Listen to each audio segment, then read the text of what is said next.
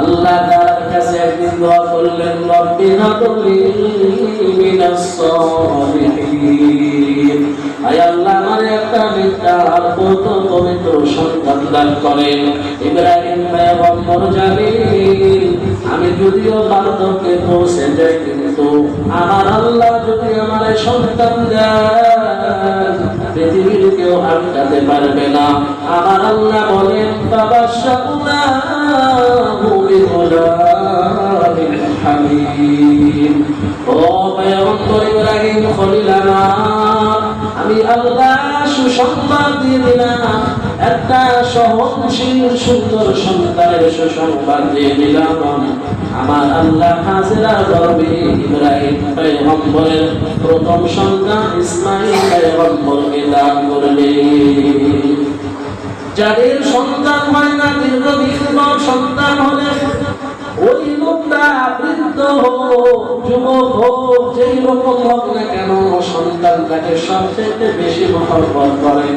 ইব্রাহিম পয়গম্বরের যেহেতু কোনো সন্তান ছিল না, পয়গম্বর ইব্রাহিম সন্তান পাওয়ার পর সবচেয়ে সন্তানকে মহব্বত করে। সন্তানের সাথে সাথে তিনি হাজেরাকে অনেক মহব্বত করে। এদিকে সারা হলো হাজেরার সতীন, সে দেখতেছে আমার সাথী আমার চাইতে হাজেরাকে বেশি মহব্বত করে এবং সন্তানটাকে বেশি মহব্বত করে। একদিন ইব্রাহিম পয়গম্বরকে বললেন, ও আমার স্বামী, এই সন্তান এবং ওই সন্তানের মা হাজেরাকে আমার কাছ থেকে এত দূরে নিয়ে গেলেন যেন কোনোদিন তাদের সাথে আমার সাক্ষাৎ হয় না। এমন এক স্থানে যাবেন মরুভূমি এলাকায়। পয়গম্বর ইব্রাহিম চিন্তা করে নিলেন কি করব, কারণ আমার সন্তানকে আমার কাছ থেকে দূরে সরে নিয়ে আসে আমাদের ভালো লাগবে না। কিতাবে এনেছেন ইব্রাহিম পয়গম্বর শিশু ইসমাঈলকে কয়েকটা কারণে বেশি মহব্বত করতেন। এক নম্বর কারণ হলো ইসমাঈল পয়গম্বর তিনি ইব্রাহিম পয়গম্বর যখন সন্তান হয়ে এসেছেন, ইব্রাহিম পয়গম্বর বার্ধক্যে পৌঁছে গিয়েছিলেন যে আমার আল্লাহ দীর্ঘদিন পর আমার একটা সন্তান দান করেছেন। দুই নম্বর ইসমাঈল পয়গম্বর দেখতে অনেক সুন্দর ছিলেন। তিন নম্বর ইব্রাহিম পয়গম্বর জানতে পেরেছেন আমার সন্তান সে ভবিষ্যতে একজন নবী। এবার চিন্তায় পড়ে গেলেন, আমার আল্লাহ কিছুদিন পর ওহী নাযিল করে পয়গম্বর ইব্রাহিমকে জানালো, আপনার সন্তান এবং হাজেরাকে মরুভূমি এলাকায় রেখে আসেন যান। পয়গম্বর ইব্রাহিম দেখেন কয়েকটা পরীক্ষা হয়ে গেল। এক নম্বর আগুনে নিক্ষেপ করা হয়েছিল, দুই নম্বর দীর্ঘদিন পর সন্তান হলো, তিন নম্বর সন্তানকে মহব্বত করেন এমন অবস্থায় আমার আল্লাহ মরুভূমি এলাকায় সন্তানটা রেখে আসতে বলেন। এবার সন্তানটারে এবং স্ত্রীকে উঠে করে নিয়ে চলে গেলেন। মরুভূমি এলাকায় আশেপাশে কোনো মানুষ নাই। সন্তানরা নিয়ে গিয়েছেন সামান্য পরিমাণ কিছু খেজুর আর এক মস্ত পানি দিয়ে চলে আসেন পয়গম্বর ইব্রাহিম। এদিকে হাজেরা ডাকতে বলল, স্বামী কিসের জন্য কোন অপরাধে আমাদেরকে রেখে চলে যাচ্ছেন? পয়গম্বর ইব্রাহিম কোন কথাই বলে না, সামনে অগ্রসর হন। এক পর্যায়ে হাজেরা জামা টান দিয়ে বলে, ও স্বামী বলে যান কিসের কারণে কোন অপরাধে আমাদেরকে রেখে চলে যাচ্ছেন?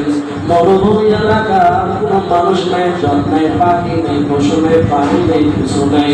ইব্রাহিম পয়গম্বর মনের কষ্ট কিছুই বলতে পারছে না। ডাক দিয়ে বললেন, লো বিবি আমার আল্লাহ আদেশে আমি তোমাদেরকে এখানে রেখে যাচ্ছি। হাজেরা দেরি করলেন না, সাথে সাথে জামা ছেড়ে দিলেন। মনে মনে ভাবলেন যে তো আমার আল্লাহ আদেশে আমাকে রেখে যাচ্ছেন, আল্লাহ হেফাজত করবেন। সংক্ষেপে লম্বা ঘটনা শেষ করতেছি। ইব্রাহিম পয়গম্বর চলে গেলেন। এদিকে এমন এক সময় আসলো হাজেরার কাছে থাকা খেজুর এবং পানি সব শেষ হয়ে গেল। এবার শিশু সন্তান মায়ের দুধ বুকের তুলনায় মা টেনশনে পড়ে গেলে একবার সাফা পাহাড়ে চলে গেলেন, মনে করলেন সেখানে পানি আছে। গিয়ে দেখে কোনো পানি নাই। মারওয়া পাহাড়ের দিকে লক্ষ্য করে ভাবলেন ওই যে চপচপ করতেছে পানি দেখা যায়, তবুও পানি নেই। এভাবে সাফা পাহাড়ে 7 বার, মারওয়া পাহাড়ে 7 বার একটু দৌড়াদৌড়ি করলেন। আমার আল্লাহ কিয়ামত পর্যন্ত এটারে তাওয়াফ হিসেবে রাখিয়ে দিলেন। সুবহানাল্লাহ। ইসমাইল পয়গম্বর পানির জন্য কাতর হয়ে গিয়েছে, মাও দৌড়াদৌড়ি করে কাতর হয়ে গিয়েছে। এক পর্যায়ে চিন্তা করলেন আমার সন্তান আর দুনিয়াতে নাই, আমার সন্তান নাই, যাই আমার সন্তানটার এক নজর দেখি মনে হয় পানির কারণে সন্তান পৃথিবী থেকে বিদায় নিয়েছে।